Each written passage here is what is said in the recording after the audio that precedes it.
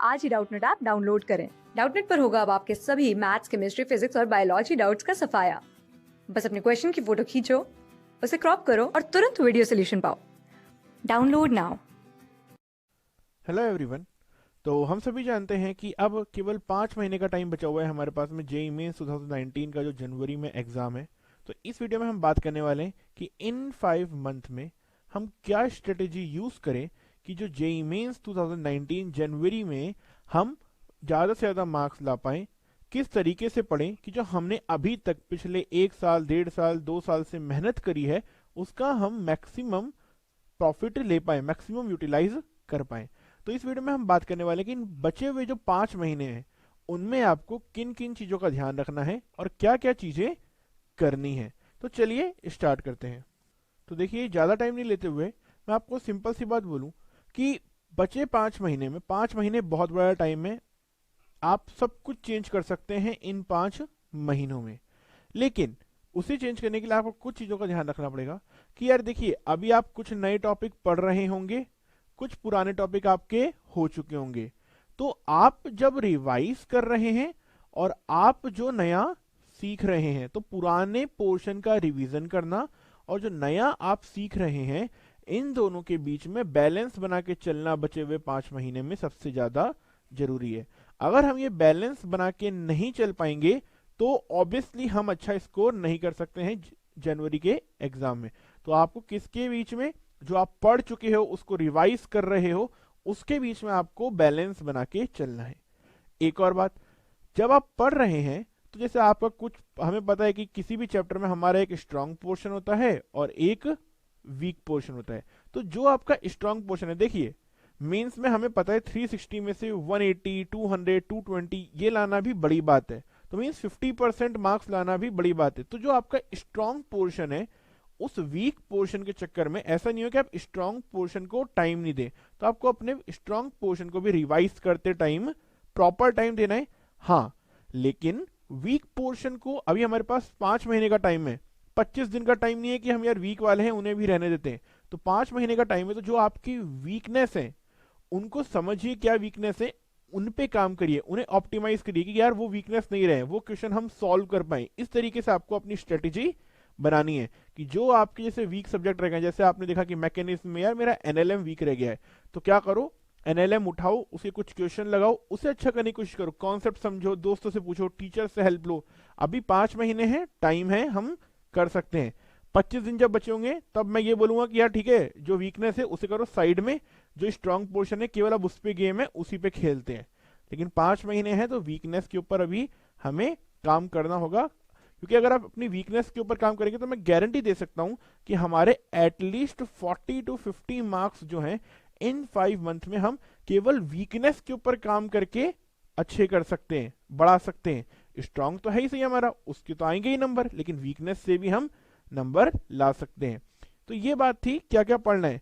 अब यार इस बार ऑनलाइन टेस्ट है, कोई बोल रहा है अभी नई बात है कि ऑनलाइन टेस्ट नहीं है, कंप्यूटर बेस्ड है। देखिए जो भी हो, डजेंट मैटर, आपको यहाँ पे अब जो बचा हुआ टाइम है 5 महीने, उसमें कम से कम 30 से 35 ऑनलाइन टेस्ट देने हैं, मतलब कंप्यूटर बेस्ड टेस्ट देने हैं।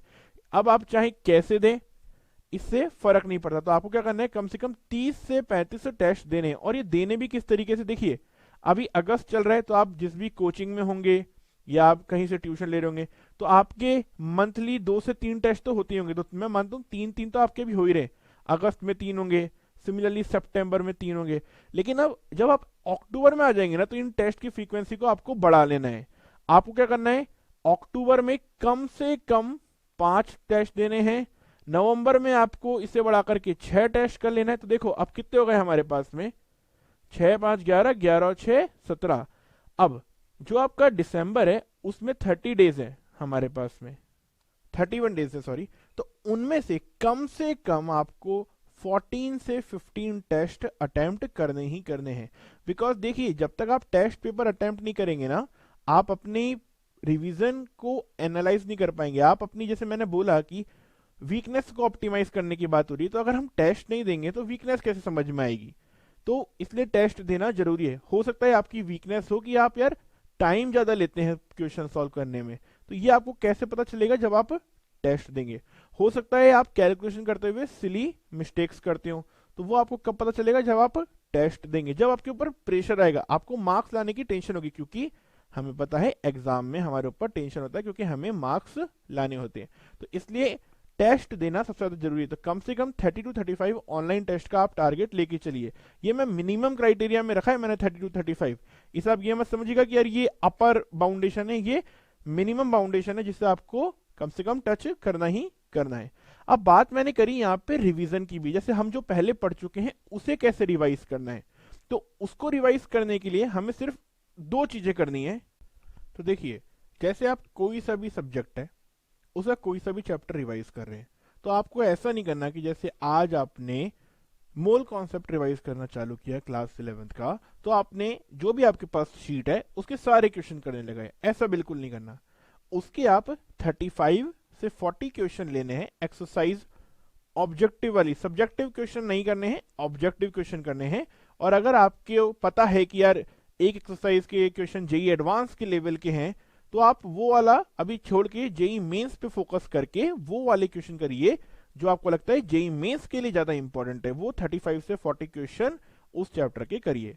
उसके बाद में जब वो हो जाए, अगर आपको उसमें कुछ गलती लगती है तो उसे नोट डाउन करिए कि कहाँ आप पे गलती है।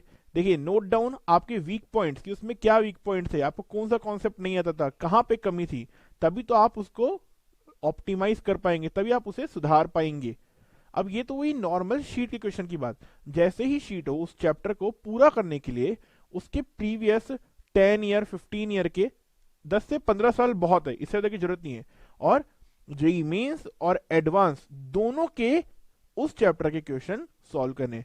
मार्केट में आपको ऐसी बहुत सारी बुक मिल जाएंगी जिसमें आपको 10 से 15 साल के जेईई मेंस और एडवांस दोनों के क्वेश्चन मिल जाएंगे बाय चैप्टर।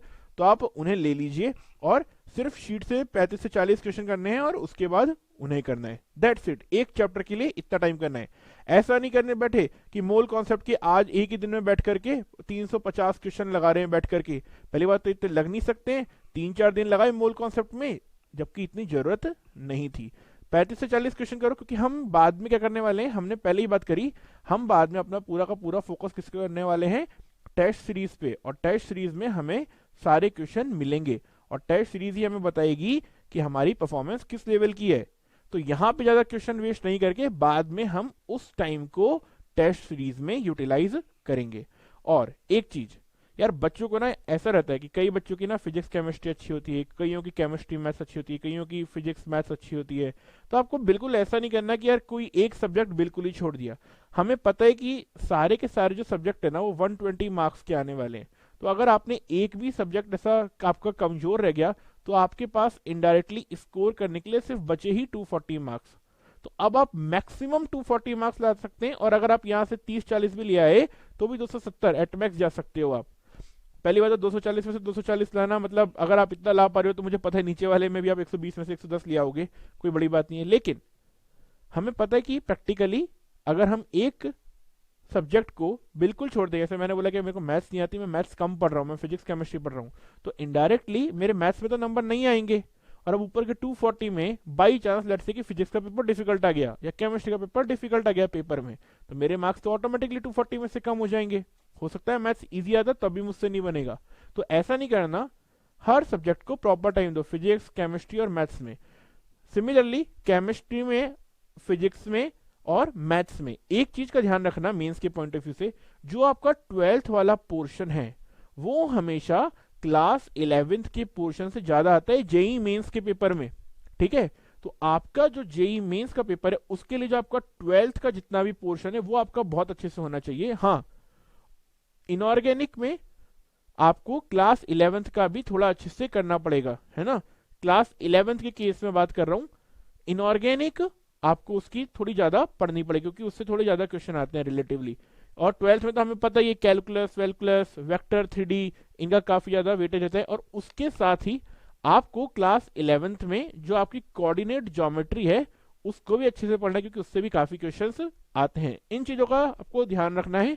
और बचे 5 मंथ में ज्यादा ये सब नहीं करना कि यार क्या पढ़ने से ज्यादा क्वेश्चन आते हैं, किस चैप्टर से ज्यादा क्वेश्चन आते हैं। आपको सिर्फ अपनी प्रिपरेशन करनी है और ज्यादा से ज्यादा क्या करना है, टेस्ट देने, कम से कम 30 से 35 और कोशिश करिए कि आप ये 40+ ले जाएं। बस इतना ही आपको करना है। क्लास 6 से 12 से लेके नीट, IIT, जेई मेंस और एडवांस के लेवल तक 10 मिलियन से ज्यादा स्टूडेंट्स का भरोसा। आज ही डाउनलोड करें डाउटनेट ऐप या व्हाट्सएप कीजिए अपने डाउट्स 8400 400 400 पर।